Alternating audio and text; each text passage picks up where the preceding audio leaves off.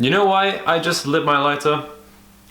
Because this Tour de France is about to hot up, because stage 13, 14 and 15 are gonna bring some hills, some proper mountains, and potentially our next yellow jersey wearer. I'm not Caleb Ewan and welcome back to these previews. Today we're going to be previewing stage 13, 14 and 15 as I mentioned, just following what has been a pretty exciting couple of days. We had Sagan relegated the other day.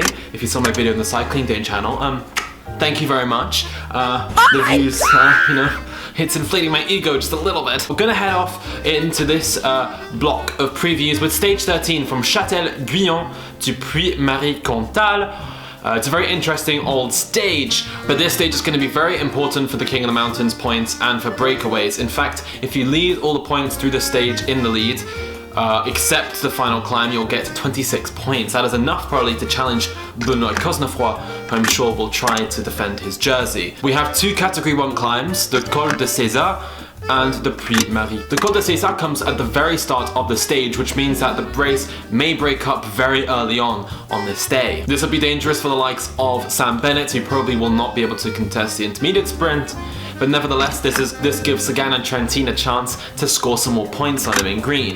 But that's not what we're talking about. We are talking about the yellow jersey battle at the end of today. So we're now doing the Puy-Marie, which is 5 kilometers at 8%. It's Category 1 climb, which makes things very, very interesting. The last 2 kilometers at the Puy-Marie are actually at 12%, which could mean that we have a finish very similar to the likes of La Planche des Belles Filles or the finish at Peyregudes, which we saw a couple of years back, which saw the race break up a little bit. Those little fractures may bring with it a new top 10 or at least a new virtual podium. In terms of my favorites for GC, I'm gonna say Romain Bardet, who won on Peyregudes a couple of years back. I also think Guillaume Martin is on pretty good form. I know he crashed the other day, but he's still a decent rider on his day, alongside Tadej Pogačar, who looks to be the best climber at the Tour de France this year. We all know Egan Bernal is very good at riding into form, as we saw at last year's Tour de France, but this may be just a little bit too early for Egan Bernal to really show his stuff. Ultimately, I think the yellow jersey will still be held by Roglic at the end of this day, but if it goes to a breakaway, I'm gonna say that it's gonna be the likes of David Gaudu or maybe Marc Soler, one of these riders from a team that haven't had a lot of luck so far at the race. Stage 14 from Clermont-Ferrand to Lyon, two big cities. And this has a breakaway written all over it. We had this finish back in 2013 when Matteo Trentin won when he was back at Omega Pharma Quickstep at the time. And I think the same scenario is going to happen. The final Category 4 climb that comes just before the finish will provide a platform, but like we saw in 2013, it will probably come to nothing.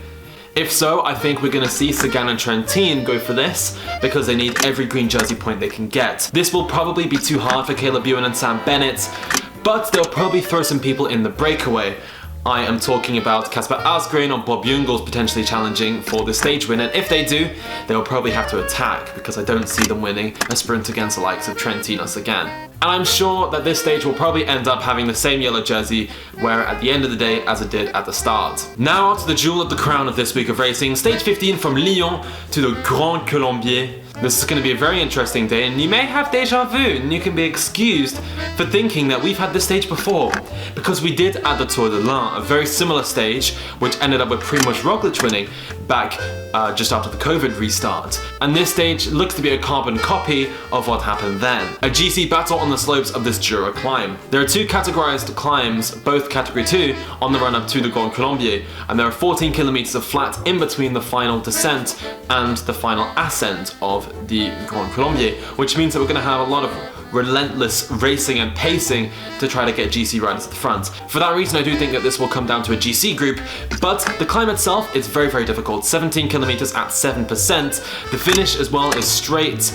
There are luscious green hairpins that build up to the finish, but it is all open and we're going to have a beautiful vista of the Jura Mountains. The run-in does lend itself to an Ineos versus Jumbo-Visma battle. If so, I do think that we're going to see Roglic and Bernal probably battling it out for the first time. Don't rule out the chances of Quintana and Pogačar. We're going pretty high here, so the altitude may make a difference. We're not above 2,000 meters yet, but we are getting close to it. However, I do think lightning will strike twice, and we'll see Roglic win the stage in the yellow jersey, just like he did back at the Tour de l'Ain. But anyway, that's everything from the final stages of the second week of racing of this year's Tour de France. Don't forget to watch our commentary live streams on the Cycling Day channel, and I'm still not Caleb Ewan, and I'll see you around.